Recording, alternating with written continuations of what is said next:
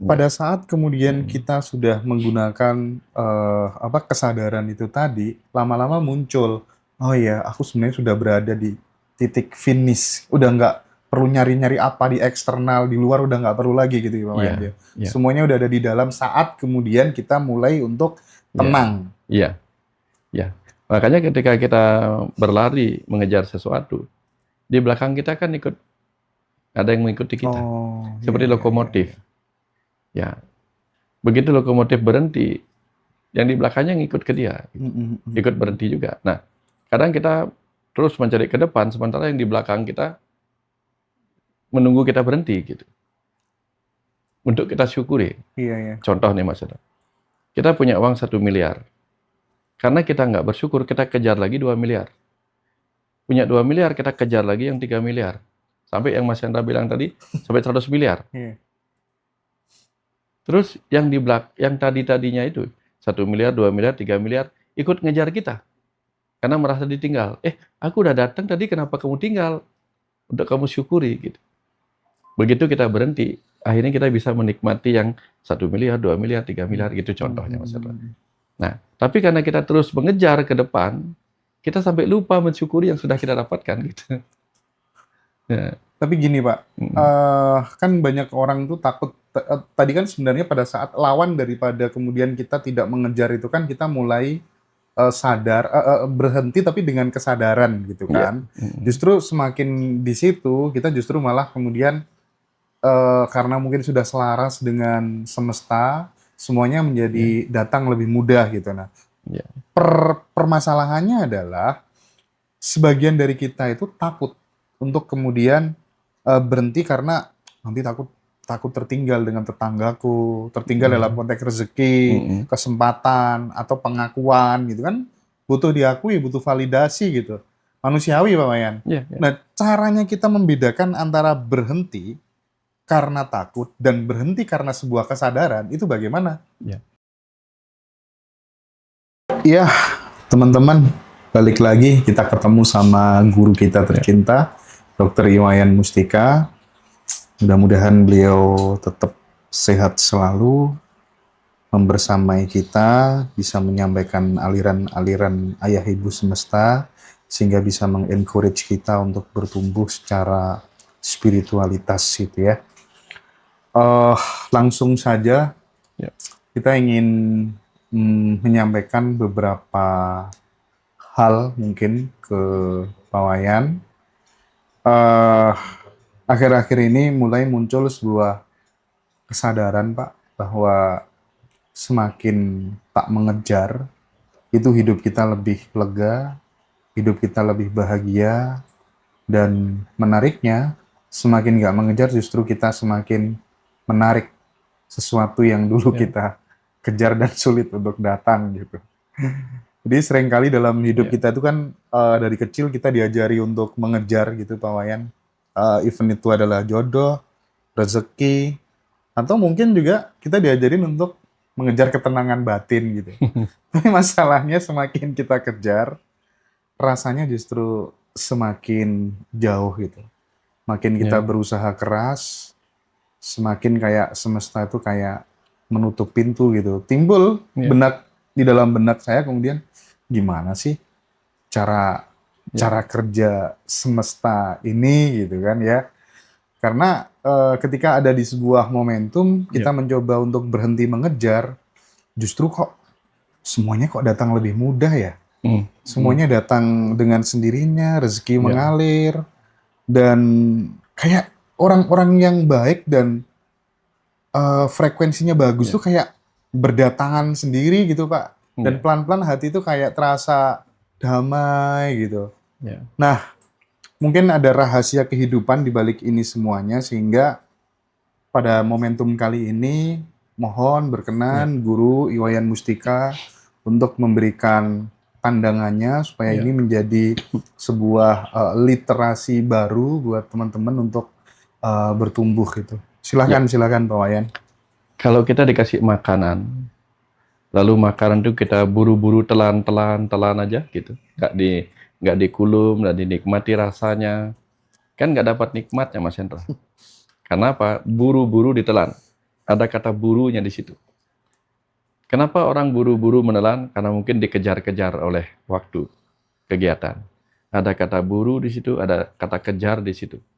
Jadi ketika orang makan, semenikmat apapun makanan itu, ketika dia terburu-buru menelannya, karena dikejar-kejar oleh kegiatan berikutnya, tidak ada yang bisa dinikmati.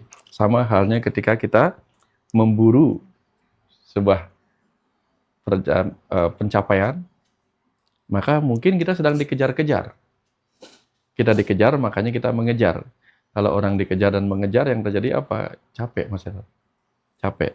Bahkan tidak bisa menikmati sekitarnya.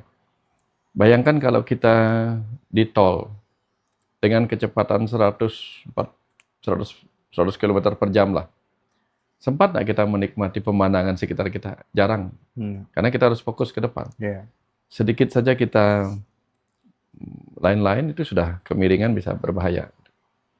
Nah, artinya ketika kita dikejar, entah dikejar oleh target, dikejar oleh waktu, dan kita terus mengejar, nah kita tidak akan bisa menikmati sekitar kita. Nah, hal yang sama terjadi ketika kita mengejar ketenangan. Jadi ketenangan itu masih jauh. Saking jauhnya makanya kita perlu kejar. Mengejar kebahagiaan. Saking jauhnya kebahagiaan, makanya kita sampai harus berlari untuk mengejarnya. Sementara di sekitar kita ada banyak kebahagiaan, ada banyak ketenangan, ada banyak kedamaian untuk dinikmati. Cuman selama kita masih mengejar, bagaimana caranya menikmati yang sudah ada. Gitu. Nah, jadi rumusnya sederhana sebenarnya. Rumusnya sederhana sebenarnya. Sederhana. Nah, di situ. Rumusnya sederhana sebenarnya. Apa itu sederhana? Sadarhana. Sadar pada apa yang ada. Iya. Gitu. Itulah sebenarnya rumusnya. Gitu. Rumusnya sederhana sebenarnya. Apa? Sebenarnya sederhana itu rumusnya. Gitu. Sederhana dalam makna sadarhana. Kita sadar pada apa yang ada, ya sudahlah. Ternyata apa yang ada ini sudah sesuatu yang menenangkan. Gitu. Sama dengan orang mengejar Tuhan, padahal di sekitarnya sudah ada, dalam dirinya ada. Masih dia kejar. Dan dia tidak sempat menikmati, karena dia masih mengejar. Gitu. Tapi mendengar kata-kata seperti ini, lalu ada yang nyeletuk di luaran sana. Kalau begitu, nggak usah mengejar pengetahuan. Nanti tidak bisa menikmati pengetahuan. Atau mengatakan begini, kalau memang semakin banyak belajar, semakin tidak tahu, iya nggak usah belajar. Itu paradoks yang sengaja dicari pembenarannya. Bukan berarti ketika saya mengatakan mengejar itu membuat kita tidak lama mencapainya gitu. Bukan berarti jangan berhenti, jangan mengejar gitu. Bukan itu. Kembali ke kuncinya, sederhana. Sadar akan. Ya, mau kita lari, mau mengejar itu, selama kita menyadari itu. Gitu. Jika mengejar, kejarlah dengan kesadaran. Jika mau slow livinglah dengan kesadaran. Ya. Kuncinya adalah kesadaran. Kesadaran. Ya. Ketika kita naik pesawat, kecepatannya kan bisa 700 sampai 800 km per jam. Tapi ketika kita menyadari itu, kita menikmati dari awan. Ya enggak? Bukan masalah kecepatannya. Tapi masalah kita menikmati enggak. Ini bukan soal kemudian dari yang tadinya mengejar, terus berhenti, nggak ngapa-ngapain, bukan soal itu ya. Bukan begitu. Karena terkadang ya, yang bisa untuk mulai tidak mengejar, itu ketika dia sudah mendapatkan banyak gitu. Ya. Bagi yang awal-awal belum dapat. Iya. Biasanya ngejar-ngejar terus gitu. Ya. Ya, karena kita nggak akan pernah berhenti. Ada orang mengejar wanita untuk menjadi pacarnya. Setelah dia berhasil mendapatkannya menjadi pacar, dia mengejarnya untuk jadikan istri. Setelah dia sudah berhasil jadikan istri, dia mengejar lagi untuk hal lainnya.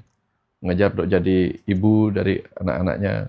Setelah itu, dia mengejar lagi ibunya supaya menjadi nenek bagi cucu-cucu dan seterusnya lah. Kita nggak akan pernah berhenti. Artinya ketika kita ngomong soal kesadaran, maka yang harus dibereskan dulu adalah batin kita minimal harus Mm-mm. tenang dulu gitu Pak Wayan ya, Ya, mengakui apa adanya gitu ya, tidak mm-mm. kemprungsung gitu ya. Ya, ya, Ini mm-mm. urusan batin dulu yang Ya, diberesin gitu kan. persis, Mas Hendra. Ya. Kalau batin kita sudah tenang, sudah ini, yang kita kejar itu ada di depan kita sebenarnya. Ah, Ya, kan misalnya nih, kita mengejar pengetahuan. mm-mm. Padahal begitu kita diam aja, toleh kanan kiri, itu banyak pengetahuan yang belum tertulis. Bahkan diri kita adalah lontar tanpa tulis. Artinya apa? Kitab suci yang ditulis oleh Tuhan sendiri yang harus kita baca. Ya. Pada saat kemudian Mm. kita sudah menggunakan apa kesadaran itu tadi, lama-lama muncul, oh ya, aku sebenarnya sudah berada di titik finish, udah nggak perlu nyari-nyari apa di eksternal, di luar udah nggak perlu lagi gitu ya Pak Wayan Iya, ya. iya, Semuanya udah ada di dalam saat kemudian kita mulai untuk iya, tenang. iya, iya. Makanya ketika kita berlari mengejar sesuatu, di belakang kita kan ada yang mengikuti kita, Oh, iya, seperti iya, iya, lokomotif. iya. Ya, begitu lokomotif berhenti, yang di belakangnya ngikut ke dia, Mm, mm, mm, ikut mm. berhenti juga. Nah, kadang kita terus mencari ke depan, sementara yang di belakang kita menunggu kita berhenti gitu, untuk kita syukuri. Iya, iya. Contoh nih Mas Eda, kita punya uang 1 miliar, karena kita nggak bersyukur, kita kejar lagi 2 miliar. Punya 2 miliar, kita kejar lagi yang 3 miliar. Sampai yang Mas Hendra bilang tadi, sampai 100 miliar. Iya. Terus yang tadi-tadinya itu, 1 miliar, 2 miliar, 3 miliar, ikut ngejar kita. Karena merasa ditinggal. Aku udah datang tadi, kenapa kamu tinggal? Untuk kamu syukuri gitu. Begitu kita berhenti, akhirnya kita bisa menikmati yang 1 miliar, 2 miliar, 3 Mm, miliar, gitu mm, contohnya Mas Hendra. mm, mm. Nah, tapi karena kita terus mengejar ke depan, kita sampai lupa mensyukuri yang sudah kita dapatkan gitu. Ya, Tapi gini Pak, mm, kan banyak orang tuh takut. Tadi kan sebenarnya pada saat lawan daripada kemudian kita tidak mengejar itu kan kita mulai sadar, berhenti tapi dengan kesadaran gitu iya, kan. mm, Justru semakin di situ kita justru malah kemudian karena mungkin sudah selaras dengan semesta, semuanya iya, menjadi datang lebih mudah gitu. Nah, iya, permasalahannya adalah sebagian dari kita itu takut untuk kemudian berhenti karena nanti takut takut tertinggal dengan tetanggaku, tertinggal dalam mm, konteks rezeki, mm, kesempatan atau pengakuan gitu kan, butuh diakui, butuh validasi gitu. Manusiawi Pak Wayan. iya, iya, Nah, caranya kita membedakan antara berhenti karena takut dan berhenti karena sebuah kesadaran itu bagaimana? iya. Kalau kita berhenti karena kita takut, itu biasanya memunculkan rasa tidak nyaman Mas Hendra, di dalam. Hmm, Ada ketidaknyamanan, oke. ada kecemasan di situ. Tapi kalau kita berhenti karena kesadaran bahwa aku sudah sampai begitu, ada rasa nyaman yang sulit dijelaskan Mas Hmm, Hendra. hmm, hmm, hmm, hmm, Karena hmm. kita bisa mendapatkan, makanya sering dikatakan, walaupun dia tidak punya apa-apa, tapi ketika dia sudah menunjukkan bahwa dirinya sudah selesai dengan dirinya, itu orang itu terhormat. Betul nggak Mas Hendra? Hmm, hmm, hmm. Mas Hendra pasti sering melihat orang-orang di Jawa, para guru-guru, atau orang-orang biasa yang sudah selesai dengan dirinya sendiri, itu malah dikagumi. Padahal dia nggak punya apa-apa. Ada kan yang begitu. Iya, iya. Tapi ada orang yang sudah terkenal sebagai miliarder, Iya. uangnya bahkan bahkan bukan miliarder lagi, bukan triliuner gitu.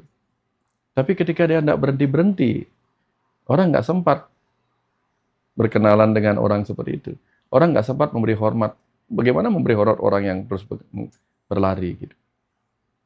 Nah, jadi ketika dia sudah sadar, oh apa yang ku kejar gitu. Nah, nanti orang-orang akan menunggu dia bercerita tentang pencapaiannya gitu. Nah, sama dengan begini Mas Hendra. Ketika Buddha duduk meditasi, Siddhartha Gautama duduk meditasi, dan kemudian mencapai pencerahan, orang-orang menunggu dia untuk bicara tentang apa yang dia dapatkan. Tapi kalau dia masih mengejar pencerahan itu, dia nggak tahu bahwa ada orang-orang banyak sudah menunggu dia. Bayang Mas Hendra ya Hmm, hmm, maksudnya? hmm, Ya. hmm, hmm. Jadi orang-orang itu juga menunggu kita memberi rasa hormat pada kita. Hmm. Tapi kalau kita terus mengabaikan diri kita yang sudah selesai itu, akhirnya kita juga nggak dapat apa-apa dari kehidupan ini. Makanya banyak orang justru ketika dia berhenti, dia mendapatkan apa yang dia Iya sih. ini kan gitu. Dan terkadang semesta itu Mm-mm. selalu menampar quote and quote gitu ya Ya, ya. kepada kita Mm-mm. jika kemudian kita tidak mau berhenti dengan kesadaran itu tadi gitu. Ya, memang begitu Mas Hendra. Ya, karena diingatkan ya gini Mas Hendra. Kadang-kadang mungkin Mas Hendra pernah lihat restoran Jepang yang dia pakai lokomotif. Hmm, hmm. Makanan enak-enak tuh lokomotif muter di situ. Iya, iya, iya. Gimana caranya menikmati rasa yang ada pada makanan yang benar-benar kalau nggak dihentikan sebentar. Iya, iya, iya. Kita butuh dihentikan supaya bisa mencicipi. Nah, jadi kalau yang operatornya hanya membiarkan itu berputar, pengunjung nggak sempat menikmati. Gimana caranya? Makanya operator menghentikan sejenak. Betul. Udah nikmati. Nah, kadang-kadang tuh semesta sebagai operatornya itu menghentikan pencapaian kita. Saya punya orang-orang yang sudah punya 200 M, belum sekian T, belum juga berhenti untuk bersyukur. Tapi kemudian dia dihentikan bahkan dengan kondisi minus. Bukan sebuah sisa. Bukan sebuah sisa yang plus, bahkan sisa hutang. Yang tadinya punya uang triliunan, tiba-tiba dihentikan dalam kondisi berhutang. Nah, di situ baru dia sadar. Luka itu menghentikan. Bagaimana caranya menghentikan orang berlari kalau dia nggak terluka, maksudnya? Kan biasanya begitu. Mobil larinya kenceng, tapi begitu bannya terluka jadi kempes, berhenti. Jadi kadang semesta itu membuat kita terluka sejenak agar mau berhenti dan memeriksa. Ada apa? Ada apa ya? Kenapa saya dibuat terluka? Oh, saya lupa memeriksa apa yang saya cari sebenarnya dalam hidup ini. Gitu. Iya, Jangan-jangan oke. tujuan kita udah lewat nih yang kita cari ini, gitu. Saking ngebutnya tadi kan. Tapi pada saat kemudian ada kata-kata bahwa semesta itu datang pada mereka yang sudah selaras, bukan pada mereka yang masih ngotot dan ngejar gitu. Pak Wayan gimana menjelaskan proses energi ini gitu? Karena getaran selaras itu kan terbukti bisa menarik rezeki, bisa menarik peluang-peluang yang ya tanpa perlu kita kejar gitu. Ya, ini ada orang tua kaya raya, Mas Hendra. Dia punya anak satu-satunya. Kemudian anaknya tuh pingin mandiri. Bagus sih sebenarnya pingin mandiri. Tapi kemudian dia tidak selaras dengan orang tuanya. Padahal orang tuanya tahu, semua ini akan kuwariskan kepadamu. Tapi si anak nggak mau. Pokoknya terus mengejar dirinya sendiri, mengejar apa yang dia butuhkan dan sebagainya. Nggak mau selaras dengan orang tuanya. Jatuh bangun dia lewati. Sampai kemudian dia menyerah. Setelah dia menyerah pada kehidupan, orang tuanya datang. Sudahlah, ini Bapak Ibu cari untuk kamu. Walaupun kamu bukan berarti hanya menikmati warisan, enggak. Kamu Bapak Ibu siapkan warisan bukan untuk menikmatinya, tapi untuk menjaga dan menggunakannya. Nah, kita ini kan seperti anak seperti itu. Ayah ibu semesta kita, pemilik semesta ini, pemilik segala sesuatu di bumi ini.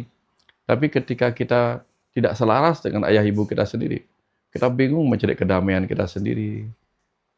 Akhirnya ujung-ujungnya apa? Setelah kita terdiam oleh luka-luka kehidupan, baru kita akan memanggil atau dipanggil sini nak gitu. Apa yang kamu cari sebenarnya? Kalau kamu mencari kebahagiaan, aku sudah ada di dalam dirimu gitu. Nah, di situ biasanya orang mengalami sadar pada dirinya. Oh iya ya. Aku mengejar apa yang sudah kumiliki sebenarnya. Yang jauh lebih besar di dalam itu. Ya. Aku sebenarnya yang perlu aku kejar adalah apa? Kata cukup. Kata cukup. Itu anugerah sih Pak ya. Itu. Ya. Sebanyak-banyak kita kejar, kalau kita belum menemukan kata cukup, tidak akan pernah. Setuju sih. Tidak akan pernah berhasil. Gitu. Tapi kalau misalnya kita ngomong atau bicara tentang rezeki sebagai bentuk energi gitu Pak Wayan ya.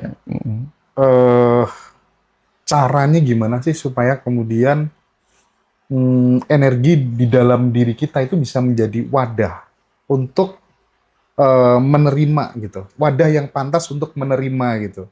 Jadi bukan karena sibuk bekerja keras, tapi memang karena kita itu sudah benar-benar lapang, sudah benar-benar jujur gitu tuh. Gimana tuh mengubah energi itu?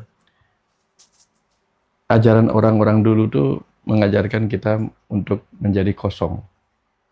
Itu Mas Hendra. Karena kosong itu adalah wadah.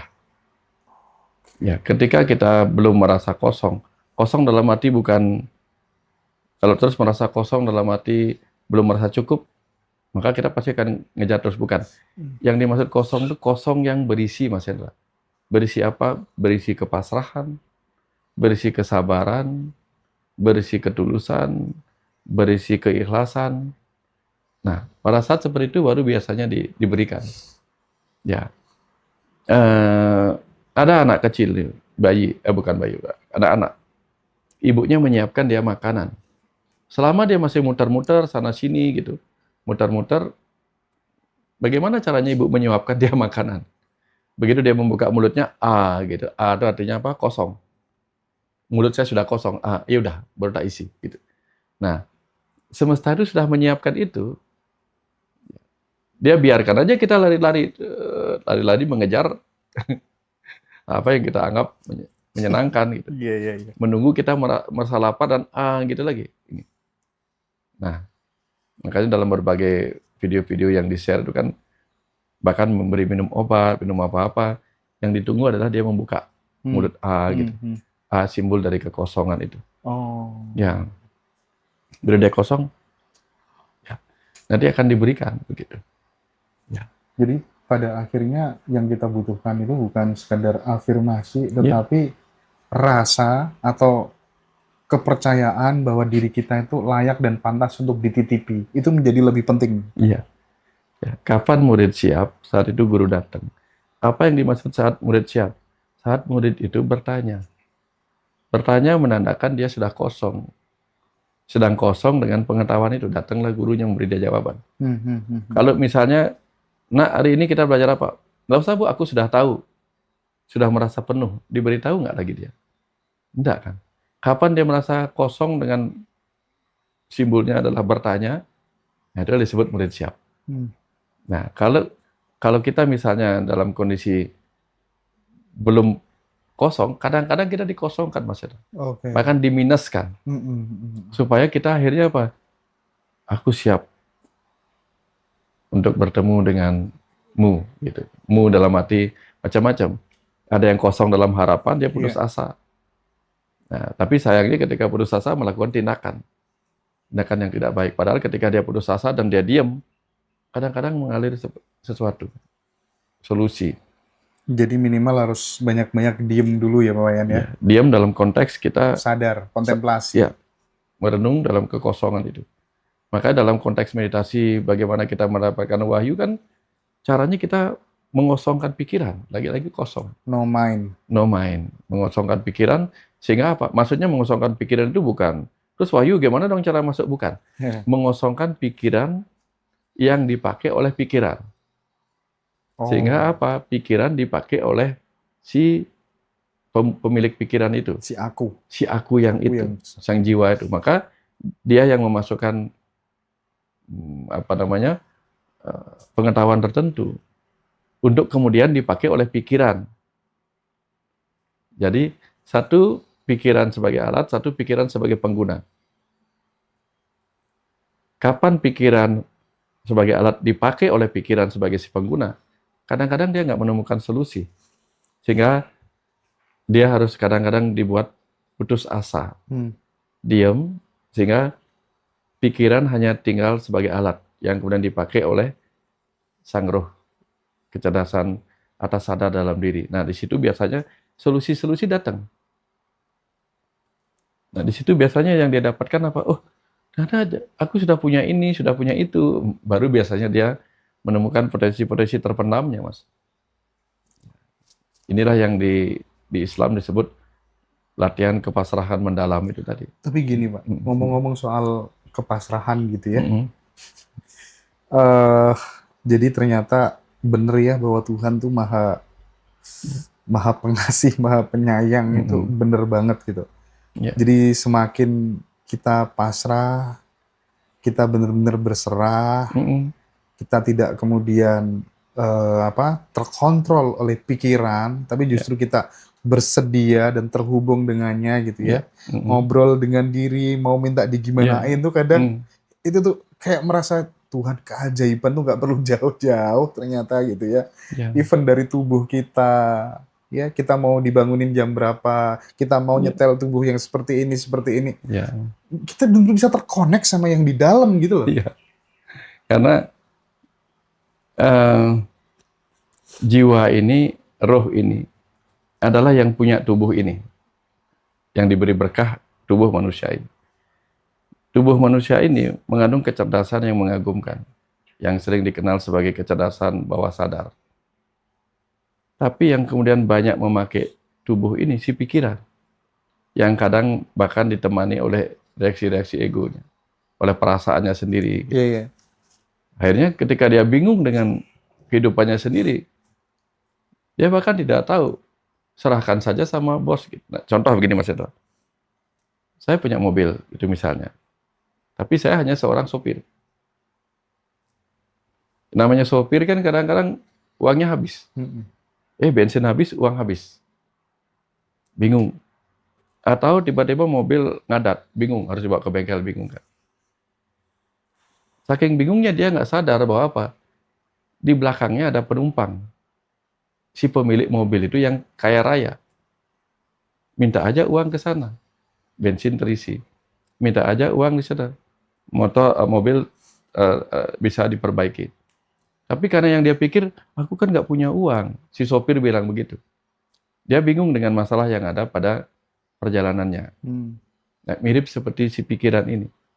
Ketika dia punya masalah, dia bingung, aku kan nggak punya apa-apa, bla bla bla. Padahal sumber solusinya ada pada si pemilik tubuh ini, yaitu sang roh dalam dirinya.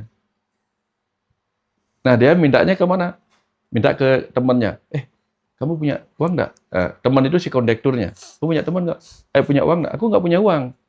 Terus gimana caranya? Ayo kita nyuri dan sebagainya. Itu mirip seperti apa? Pikiran yang minta tolong pada egonya. Gimana caranya? Gimana caranya? Ayo kita fight, ayo kita flight. Padahal tinggal minta, ya nggak usah lah. Aku minta kepada bos di belakang aja. Gitu. Yang dari tadi diam-diam aja, bos, uang dong bos. Iya, Bensin lagi habis. Ini apa sih artinya uang segitu bagi si bos? iya, Nah, iya, iya. apa sih arti kekayaan seperti itu yang kita butuhkan bagi sang ruh Iya. yang merupakan percikan Tuhan dalam diri kita? Kuncinya adalah roh tadi gitu ya. Ya, kesadaran Bagaimana itu. kalau ada orang tua yang sangat kaya, terus kemudian melihat sang anak ini setiap main ke tetangga selalu minta makan, selalu minta makan. Gimana perasaan sang Iya. ayah gitu kan? Padahal dia ibunya nyiapin makanan di rumah gitu. Kaya raya lagi. Iya gitu. Itu yang terjadi Mas Hendra. Maka itulah yang disebut dengan kesadaran. Pertama, saya membuat video Mas Hendra. Kesadaran tubuh, kesadaran ego, kesadaran pikiran dan perasaan, kesadaran ruh, kesadaran semesta. Kita harus naik terus. Kalau kita hanya baru di kesadaran tubuh, kita pikir tubuhku nggak sanggup. Nggak mungkin lah aku begini, nggak mungkin punya ini itu, aku hanya seorang petani. Iya, iya.